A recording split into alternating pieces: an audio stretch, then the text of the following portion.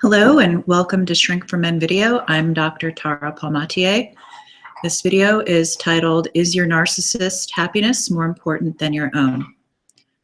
When you become involved with an abusive person, whether they're personality disordered, for instance, narcissistic personality disorder, histrionic, antisocial, or borderline, or just your garden variety self-absorbed bully, in other words, crazy, it's quite common to cede your life over to that person.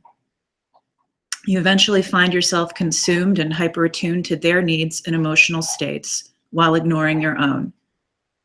You come to believe that you're being selfish and unloving if you don't tap dance and tiptoe around crazy and cater to them on demand.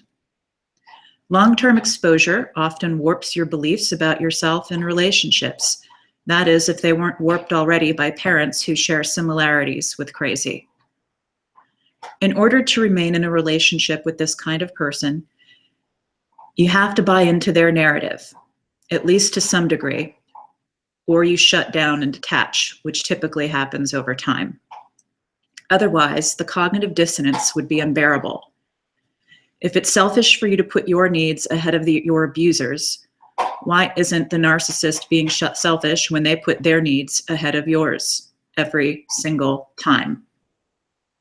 If you're considering ending your relationship, but are struggling with guilt, obligation, fear, that's fog, or the misguided belief that what you have with this woman or man is love, please consider the following questions. Do you believe that your narcissistic abuser's wants, needs, and feelings are more important than yours? That their hopes and dreams are more meaningful than yours, especially when they typically do little to nothing to pursue them or gets tired of the sustained effort and half-asses it? Do you believe their fears and grievances are more legitimate and in greater need of immediate redress than yours? Do you believe it's your responsibility to cater to their petulant whims and unreasonable expectations and soothe their temper tantrums whenever they want attention, feel frustrated, or diminished in some way? Do you understand why you continue to stay with someone who makes you miserable? With someone you believe is so crazy, unapologetically mean, and likely personality disordered that your Google searches led you to the Shrink for Men website and other sites like it?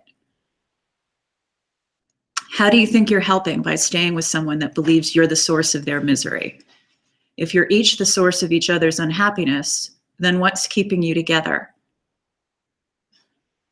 Narcissistic bullies enjoy hurting and blaming others for the consequences of their poor choices and bad behavior. What's your issue? Do you see how crazy the whole dynamic is? If you've spent some time researching these issues, you've undoubtedly read several articles explaining that personality disorders like NPD, narcissistic personality disorder, borderline personality disorder, histrionic personality disorder, and psychopathy are extremely treatment resistant and are likely to worsen with age.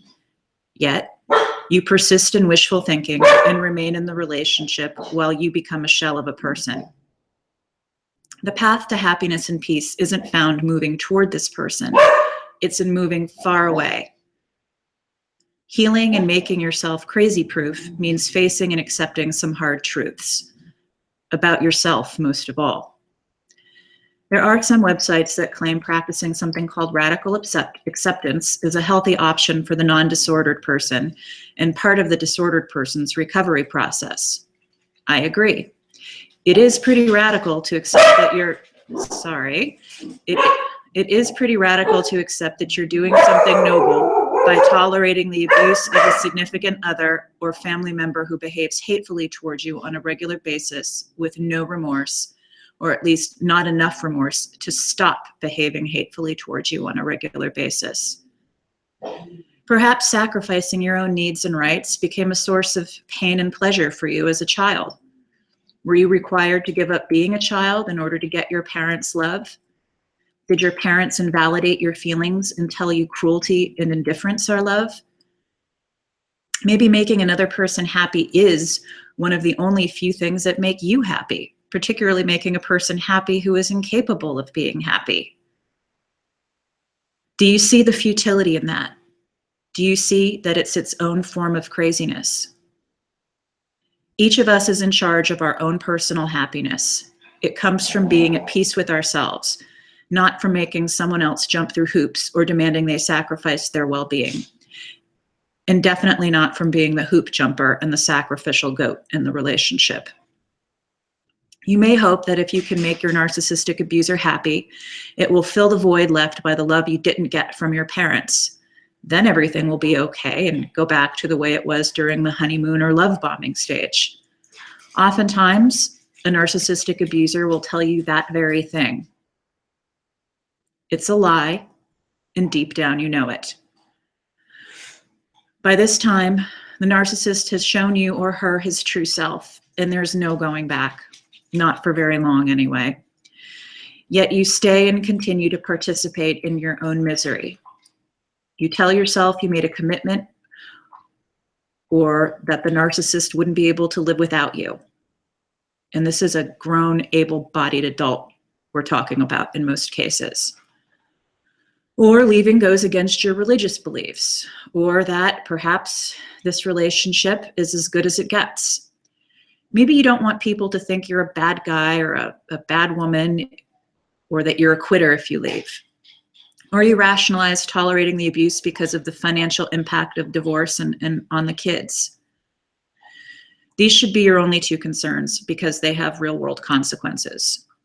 Everything else is social programming and oftentimes leftover garbage from childhood. It's the residue of childhood magical thinking. The undying wish that if you're strong enough, attractive enough, smart enough, generous enough, pleasing enough, and self-sacrificing enough, that mommy or daddy will see that you're special and deserving of love. Crazy can be crafty. Part of their sick intuitive genius is getting others to believe that we're to blame for their cruelty and that they're responsible, or that we're responsible for all their emotional needs, many of which they can barely even identify themselves. You know someone's done a real number on you when you apologize for things you didn't do and for the nasty things that they do to you. By the time you reach this point, you may believe the abuse really is your fault. You're so turned around, you reason that allowing yourself to be humiliated, lied to, manipulated, and exploited will prove how much you love your narcissist and win back their affection and respect. Please consider this. That is just backwards thinking. No one loves and respects a doormat, especially not a narcissist. If you truly want a shot at happiness, in other words, being at peace with yourself, you need to stop focusing on the narcissist and start focusing on you. When you're not focusing almost exclusively on another human being. Do you know how to take care of you? How to make yourself happy in a way that doesn't involve making another person happy? After being hypervigilant and tending to a narcissist's constant pressing emotional needs, do you even know what your needs are? Have you ever known what your needs are? These are the questions to ask yourself if you want peace and happiness. By doing so, you can break the pattern of relationships with the abusive and disordered.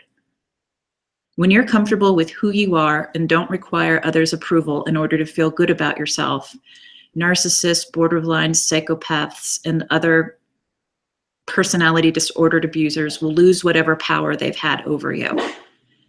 Healthy people with intact self-esteem don't sacrifice their happiness or their lives for someone who repeatedly tosses Shotzi. They don't toss away their lives for someone who repeatedly, I'm sorry, the dogs. Let me start that sentence over again because this is a Google Hangout and I don't have a film crew.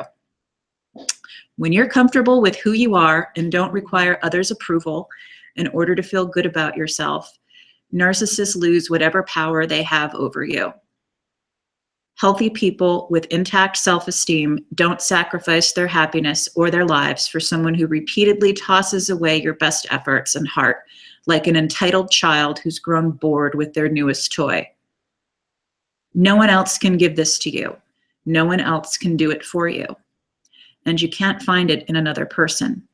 You have to feel and face things you've been avoiding and find it within yourself. It's hard work, but it's worth it. Aren't you worth it? Okay, that's it. Subscribe if you like. There's a button somewhere on this page.